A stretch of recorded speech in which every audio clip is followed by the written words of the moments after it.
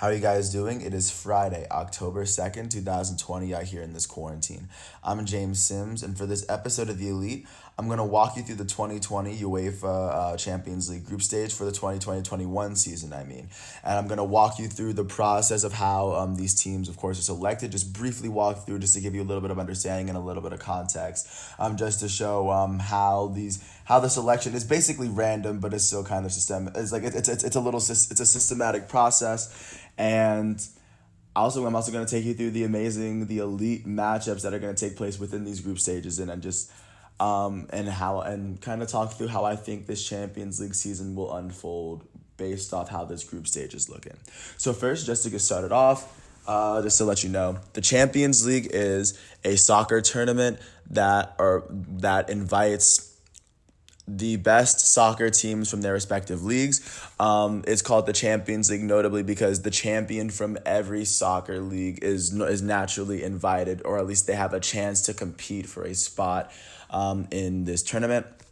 And then for the bigger leagues, because there are other teams in the bigger leagues that are that are better than the champions from, say, every country. The leagues in, of course, England, the Premier League, the Serie A in Italy, the Bundesliga in Germany, and La Liga in Spain, they all send for their top. The teams that finish in the top four in the table qualify for the Champions League. And then France has two, Russia has two, and I think one other country has two, but then a lot of other teams will be able to send one. Those make up the first 24 at least, and then you have 8 teams that are kind of fighting it out for a chance to make it in for the final 8 spots. And once all 32 teams are picked, then they are basically picked in a lottery in a random location where there is a random draw. They have the Group 1 teams, of course. We have the top 8 teams that they list. They have the Group 2 teams, which is like the 9 through 16. Then you have Group 3, which is 17 through 24, and then Group 4, which is 25 through 32. They basically rank out how strong they think the opponents are just based off how they finished their last season. So that they pick a random draw from each group to make sure that a top tier team, only one top tier team, one second tier team, one third tier team, and one fourth tier team are all in the same group together to ensure that it's even all the way across the board. And so that's pretty much how the process works. Into how this process. So I'll go through every table just to list out, and it's very clear which teams are at least the number one or like the top 2 teams in that group. And sometimes the third team, the third strongest team will be a very formidable opponent, which will make it for an amazing group stage. Because the way group stage works, you have all the 4 teams that are in a group. Every team plays each other twice, which means each team plays the other 3 teams twice, which is 6 games. And whoever has the highest total amount of points, 3 points a win being 3 points and a draw being 1, a loss being 0 points. The top 2 team from each group will advance to the knockout stage, which is the round of 16 following the round of 32. So jumping into it, Group A, for instance, has Bayern Munich, which was the tier 1 team because, of course, they won the Bundesliga and they won the Champions League last year. The number 2 team they had was Atletico Madrid, who finished really high up in La Liga. No, their third was Salzburg from Austria, and of course they have Lokomotiv Moscow. So that's how that group is looking. So for instance, Bayern Munich is going to play Atletico Madrid at home and away, Salzburg at home and away, and Lokomotiv Moscow at home and away. And same with the other 2 teams, and the top 2 teams from those group are going to advance. And I guess from that one, of course, Salzburg without Erling Haaland is going to be very interesting to see. I don't know that much about Lokomotiv Moscow, full disclosure.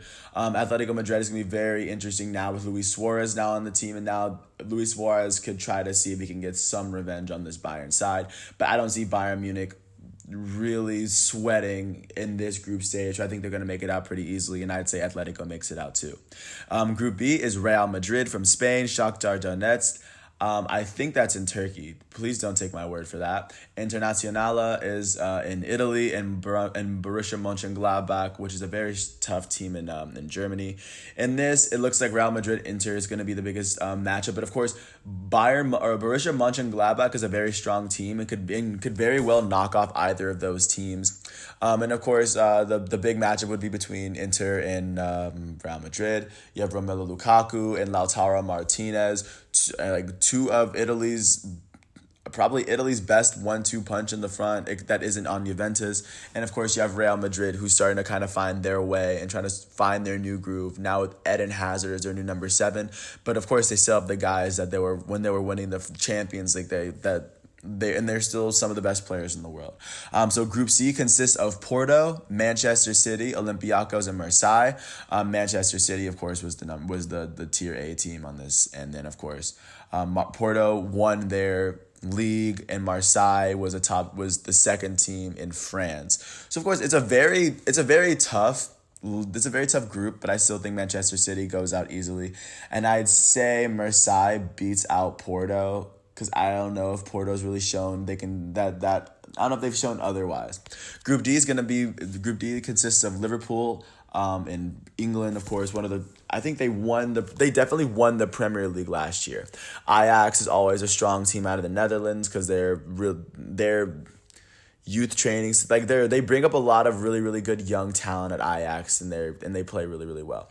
They're gonna face off against Atalanta and Midtjylland. Sorry if I completely butchered that name, but I think even in this one, Atalanta was a team that made it to the group to the round of 16. They even made it I think they made it past the round of 16, but still, Atalanta, very, very strong side. Liverpool and Ajax is gonna make for a great group, but of course Liverpool's gonna win this pretty easily, and whoever comes out second, I don't know if they really have a chance of just dominating. So Group E consists of Sevilla, Chelsea, Krasnodar, and Ron. I think this group is going to be a very quiet group. I mean, we're going to see who comes out of this. I think it's going to be Sevilla and Chelsea because Sevilla has really been kind of they've started to show how strong they are of a side, and now they added Ivan Rakitic.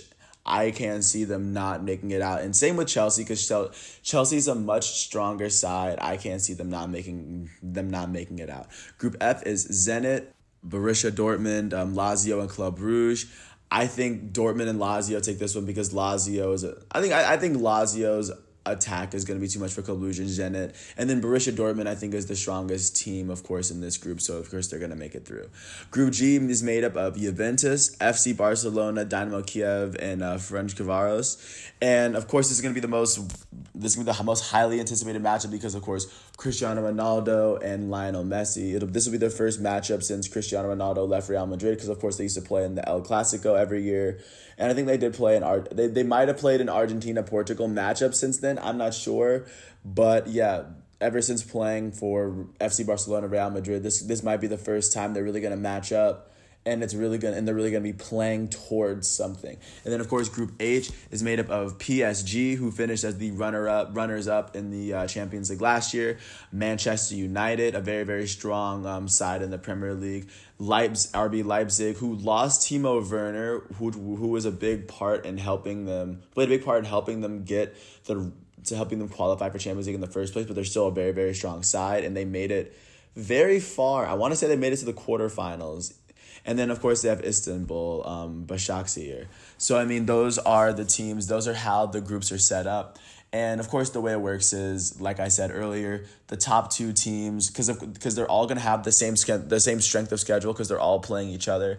So whoever has the highest win total, or just whoever has the most points in their table at the very end, the top two, will advance to the round of 16. And even then, it's a random draw to see who plays who. But I really hope this gives you a little bit of insight and a little bit of understanding into how the Champions League tournament works. As someone that, I haven't really been watching this for a bit. I got into it not that long ago, and I think the Champions League is probably one of my favorite tournaments in all sports. And I'm just really excited because now that the group stage draws happen, the season is officially underway. But with that said, I really appreciate you for listening to my 9.5 minute piece. Once again, it is Friday, October 2nd, 2020. I hope all is well. Thanks for listening to my piece, and peace out.